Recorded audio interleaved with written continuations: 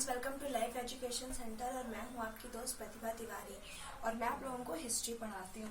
Friends, कल का हमारा जो टॉपिक था वो था ऐतिहासिक ग्रंथ। ठीक है, और आज का हमारा टॉपिक है विदेशियों का विवरण। आज हम लोग विदेशी यात्रियों से मिली हुई जानकारी के बारे में पढ़ेंगे। ठीक है, तो पहले विदेशी थे हेरोडोटस। हेरोडोटस को इतिहास का पिता भी कहा जाता है और इन्होंने जो पुस्तक लिखी थी वो थी हिस्टोरिका, जिसमें 5वीं सदी के भारत और फारस यानी कि ईरान के बारे में काफी कुछ जानकारी मिलती है। उनके संबंध कैसे थे इसकी जानकारी मिलती है, लेकिन वो भी अफवाहों पर निर्धारित थी। सिर्फ एक अफवाह मात्र थी, मतलब कि जो कानों से सुना वो लिख दिया गया, जो कानों से सुना वो लिख दिया गया, उस पर भरोसा नहीं किया जा सकता था। फिर अब हम बात करते हैं मेगास्थनीज की। जो मेगास्थनीज था वो सेल्यूकस निकेटर का दूत था और चंद्रगुप्त प्रथम के राज दरबार में आया हुआ था। ठीक है, तो उसने जो पुस्तक लिखी थी मेगास्थनीज ने, उसका नाम था इंडिका। इंडिका नाम था, और इंडिका में जो है उसने मौर्य युग के एक एक चीज के बारे में लिखा है कि राजा कैसे रहता था, राजा कैसे उठता था, राजा कैसे बैठता था, राजा दरबार कैसे लगा था, राजा अपने दरबारियों के साथ पेश कैसे आता था, अपनी प्रजा के साथ कैसे पेश आता था, उस चंद्रगुप्त मौर्य के काल में खेती कैसे होती थी, कौन सा समाज वो लोग रहते थे, कौन सा धर्म मानते थे, कौन सी संस्कृतियां अपनाई जाती थी, सारा कुछ जो है इसने अपने इंडिका में लिखा हुआ है। फिर हम बात करते हैं टॉलमी की। तो ये टॉलमी नामक जो इतिहासकार था वो भारत जो है वो 2री शताब्दी में आया हुआ था और उसने भारत का भूगोल नामक पुस्तक लिखी थी, जिसमें भारत के आकार वकार के बारे में पूरी जानकारी थी। फिर बात करते हैं प्लिनी की। तो प्लिनी नामक इतिहासकार भारत में प्रथम शताब्दी में आया था और इसने नेचुरल हिस्ट्री नामक पुस्तक लिखी। नेचुरल हिस्ट्री में इसने पूरी हिस्ट्री लिखी है, प्रकृति के बारे में लिखा है, जैसे कि खेती हो गई और पेड़ पौधे हो गए, खनिज हो गया, वनस्पति हो गया, पशु पक्षी हो गए, सारा कुछ इसने जो है नेचुरल हिस्ट्री में लिखा है। फिर बात करते हैं फाहियान की। तो फाहियान एक चीनी यात्री था जो कि चंद्रगुप्त द्वितीय के दरबार में आया हुआ था और वहां वो 15 वर्षों तक रहा। उस समय उसने मध्य प्रदेश की जनता के बारे में, इसने जो पुस्तक लिखी है उसमें उसने मध्य प्रदेश की जनता के बारे में लिखी है कि वहां की जनता कितनी सुखी थी, कितनी संपन्न थी और कौन से समाज को अपनाया था, कौन से धर्म को अपनाया था, सारा कुछ जो है इसने अपनी पुस्तक में लिखा था। अब बात करते हैं ह्वेनसांग की। ह्वेनसांग भी एक चीनी यात्री था और ये हर्षवर्धन के शासनकाल में आया था और इसकी पुस्तक है सीयू की। इसने जो है हर्षवर्धन के शासनकाल के बारे में लिखा हुआ है और ये जहां से चला, ये पहले मतलब कि ये विदेशी यात्री था, चीन से चला और भारत में सबसे पहले ये कहाँ पहुंचा, फिर कैसे घूम करके भारत का पूरा इसने भ्रमण किया। भ्रमण करने के बाद ये हर्षवर्धन के राज दरबार में गया, वहां ये 15-20 वर्षों तक रुका या 10 वर्षों तक रुका, उसके बाद ये वापस आया। और जब ह्वेनसांग वहां पर था तो उस समय जो है नालंदा विश्वविद्यालय के जो कुलपति थे वो आचार्य शीलभद्र थे। कौन थे? आचार्य शीलभद्र थे। ये क्वेश्चन आ सकता है कि हर्षवर्धन जिस समय पर भारत में आया था उस समय नालंदा विश्वविद्यालय के कुलपति कौन थे? तो आचार्य शीलभद्र थे। ठीक है,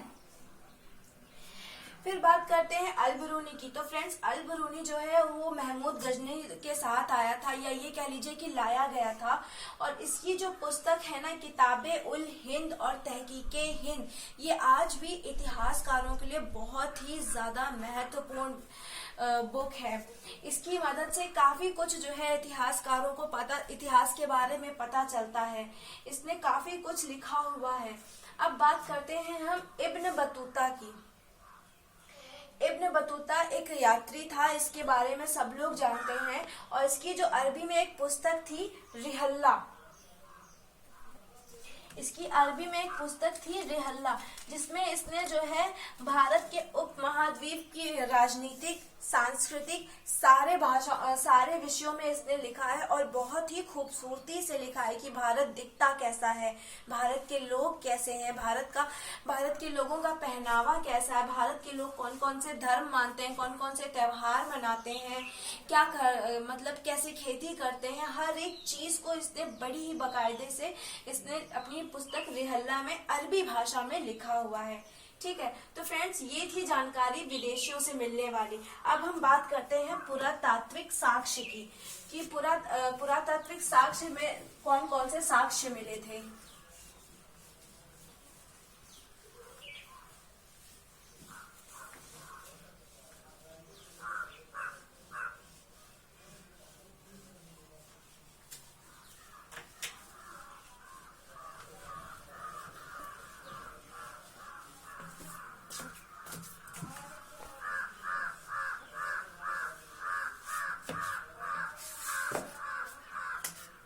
हम लोग बात करते हैं पुरातात्विक साक्ष्य की,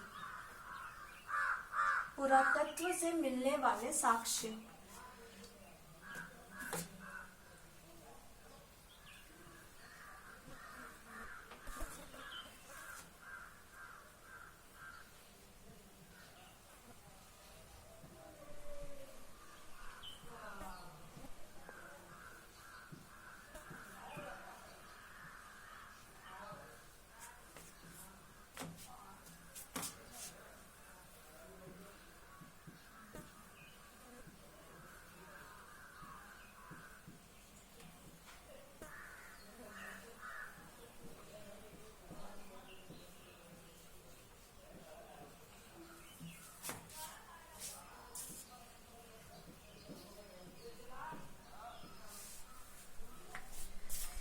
फ्रेंड्स अब हम बात करते हैं पुरातत्व साक्ष्य से मिलने वाली जानकारी।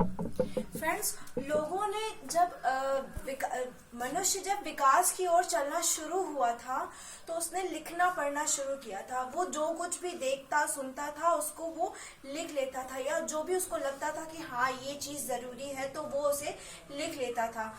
तो जो विदेशियों के विवरण मिले हैं और जो ऐतिहासिक ग्रंथों से जो साक्ष्य मिले हैं उससे दिमाग में ये उठता है कि क्या वाकई में ये सच है, ऐसी कोई चीज जो थी वो वाकई में थी या नहीं। तो हमारे जो पुरातत्ववेत्ता थे उन्होंने जो है इस बात की खोज की कि क्या वाकई में ऐसा कुछ था, ऐसे मंदिर थे, ऐसे घर थे पहले कि नहीं थे, और ये जो घर बने हैं ये कौन सी शैली में बने हैं, इन शैलियों का नाम क्या है, ये घर पहले कैसे बनते थे, अब कैसे बनते हैं, दक्षिण की शैली को क्या कहते हैं, पश्चिम की शैली को क्या कहते हैं, ये सारा कुछ जो है हमारे पुरातत्ववेत्ताओं ने जो है खोज निकाला था। तो उन्हें जो साक्ष्य मिले हैं वही कहलाते हैं पुरातत्व संबंधी साक्ष्य। ठीक है, तो पहले के लोग, राजा महाराजा लोग या लेखक लोग एक अभिलेख लिखते थे फ्री टाइम में। अभी तो फ्री टाइम में कोई गेम खेल रहा है, कोई मूवी देख रहा है, लेकिन वो लोग क्या करते थे, वो लोग लिखने बैठ जाते थे, उन्हें लिखने का बहुत शौक था। तो चलिए शुरू करते हैं।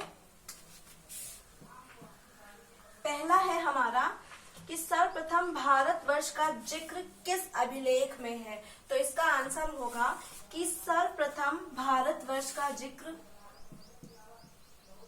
सर्वप्रथम भारत वर्ष का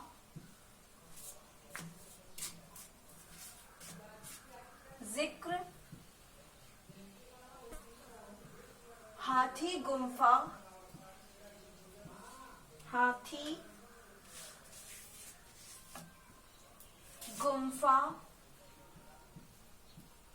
गुम्फा नामक अभिलेख में है।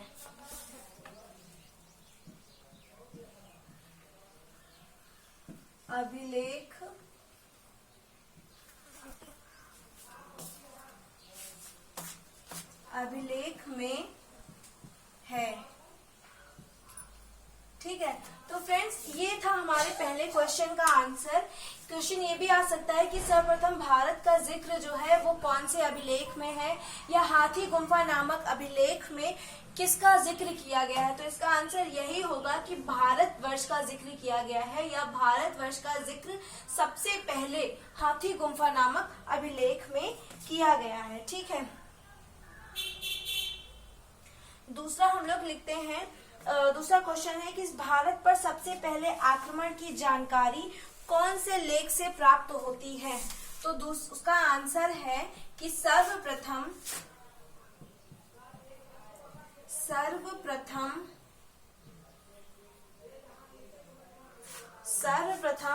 भारत पर होने वाले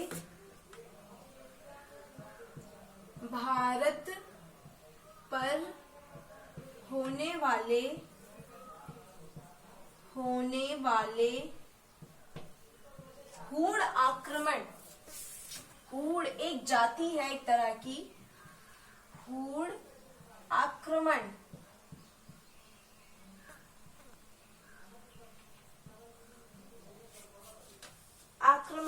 की जानकारी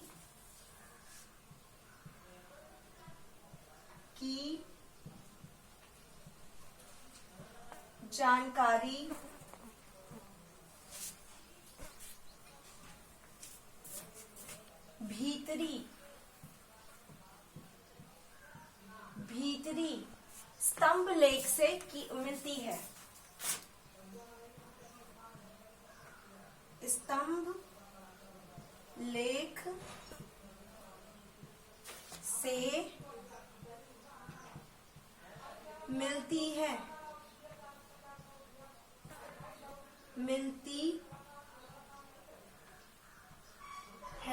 ठीक है, तो फ्रेंड्स इससे एक क्वेश्चन और भी बन जाता है कि हूण आक्रमण की जानकारी किस अभिलेख में मिलती है। तो इसका आंसर होगा कि सर्वप्रथम भारत पर होने वाले हूण आक्रमण की जानकारी हमें भीतरी स्तंभ लेख से मिलती है। ठीक है, उसके बाद हमारा आता है कि सती प्रथा का पहला लिखित साक्ष्य कहाँ मिलता है। तो इसका आंसर होगा कि सती प्रथा का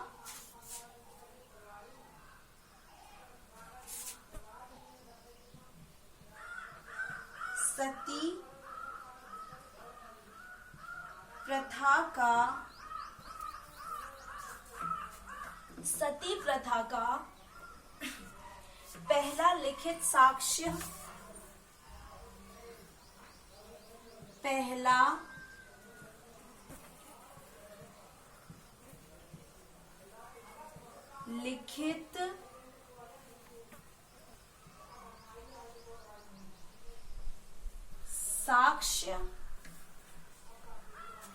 एरन अभिलेख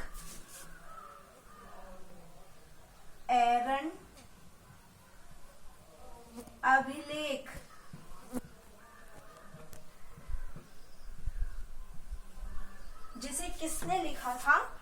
इसे लिखा था महाराज भानुगुप्त ने।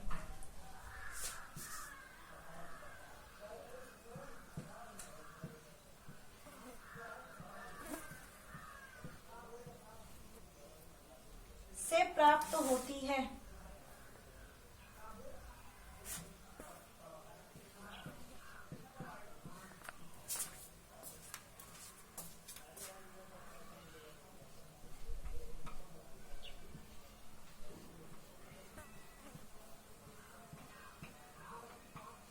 ठीक है, तो इसका आंसर हो गया ना कि सती प्रथा का लिखित साक्ष्य आपको कहाँ मिला। तो सती प्रथा का लिखित साक्ष्य हमको एरन अभिलेख में मिला, जिसे कि भानुगुप्त में या भानुगुप्त के शासन में लिखा गया था। ठीक है, आगे बढ़ते हैं।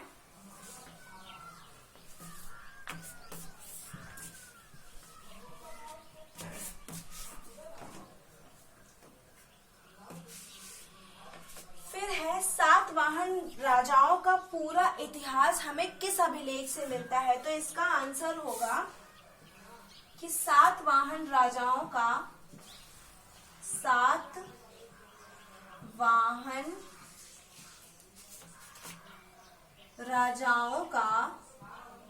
राजाओं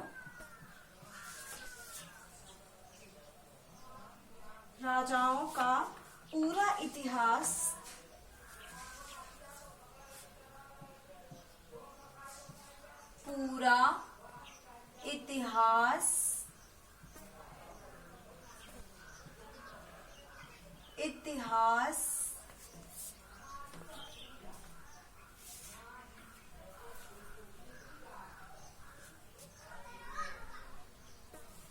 उनके अभिलेखों के आधार पर लिखा गया है। उनके अभिलेखों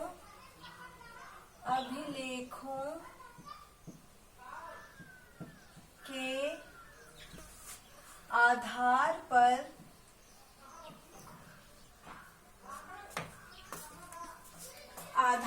पर लिखा गया है।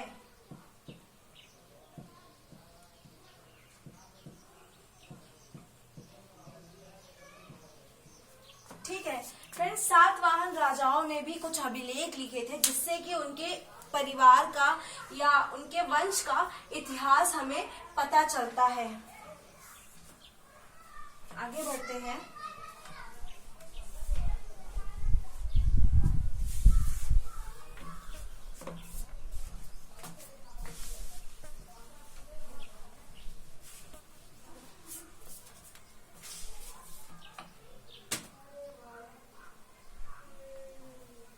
कश्मीरी नवपाषाणिक पुरास्थल। फिर आता है हमारा कश्मीरी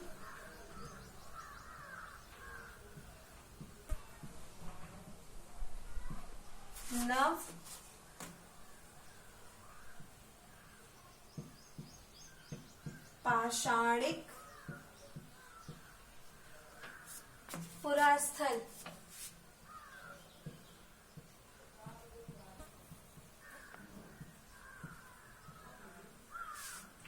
पुरास्थल बुर्ज होम से गर्तावास का साक्ष्य मिला है।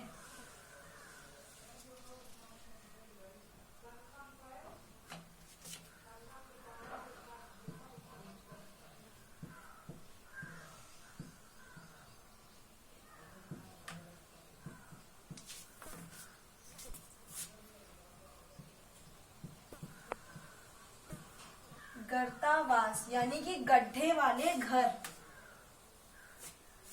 इसको आप गड्ढा घर भी कह सकते हैं।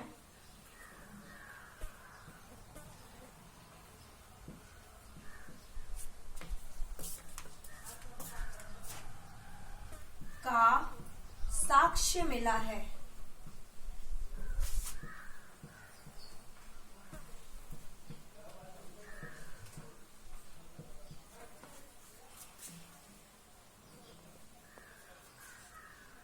जिसमें नीचे उतरने के लिए सीढ़ियां होती थी। जिसमें नीचे उतरने के लिए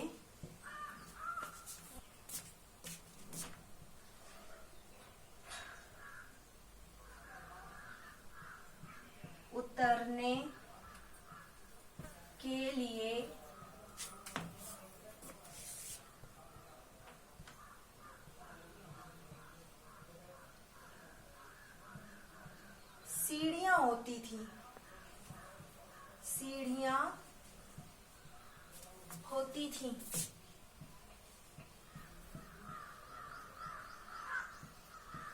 फ्रेंड्स, पहले के राजा महाराजा अपना महल ही ऐसा बनवाते थे कि उसमें कहीं ना कहीं पर एक सीक्रेट रूम रहता था ताकि वो सुरक्षित अपने परिवार के साथ निकल सके अगर कोई उन पर विपदा आती है तो ये जो है, ये जो साक्ष्य मिला है कश्मीर में, ये उसी का उदाहरण है कि उसका जो कश्मीर का जो नवपाषाणिक पुरास्थल था बुर्ज होम, उससे गर्तावास यानी कि गड्ढा घर मिला है। एक जमीन के अंदर एक घर मिला है जिसमें उतरने के लिए एक सीढ़ियां होती थी। ठीक है, तो ये तो थे साक्ष्य की बात।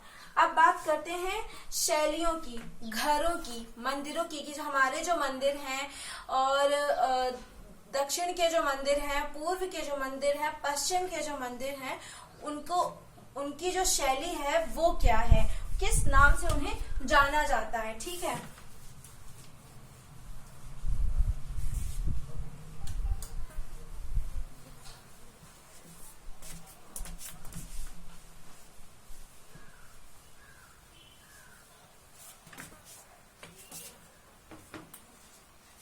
उत्तर भारत के जो मंदिरों की जो कला शैली है उसे नागर शैली कहते हैं। क्या कहते हैं? नागर शैली। तो इसको हम लोग ऐसे लिखेंगे कि उत्तर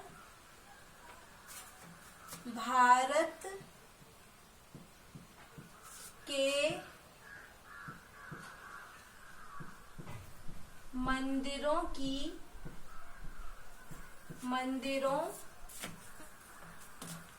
की कला की शैली को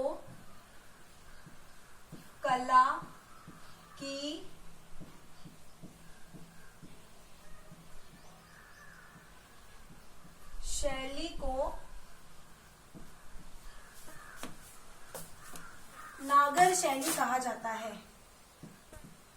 नागर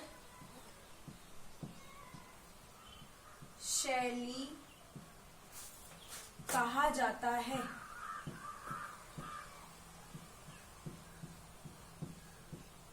इससे भी एक क्वेश्चन बनता है कि उत्तर भारत के मंदिरों की जो कला शैली है उसे क्या कहते हैं, उसका क्या नाम है। तो इसका आंसर यही होगा कि उसे हम लोग नागर शैली कहते हैं। उत्तर साइड में जितने भी मंदिर बने हुए हैं उनकी जो कला शैलियां हैं वो सब नागर शैली हैं। अब बात करते हैं हम दक्षिण की। तो दक्षिण दिशा में जितने भी मंदिर बने हुए हैं, या ये कह लीजिए कि दक्षिण भारत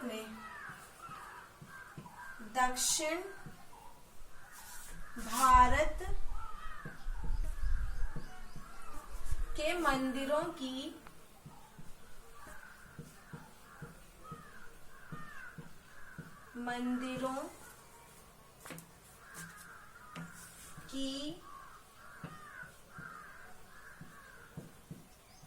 कला की शैली को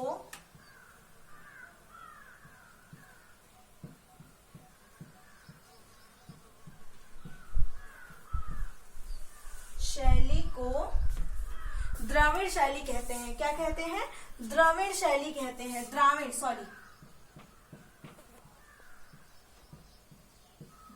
शैली कहते हैं।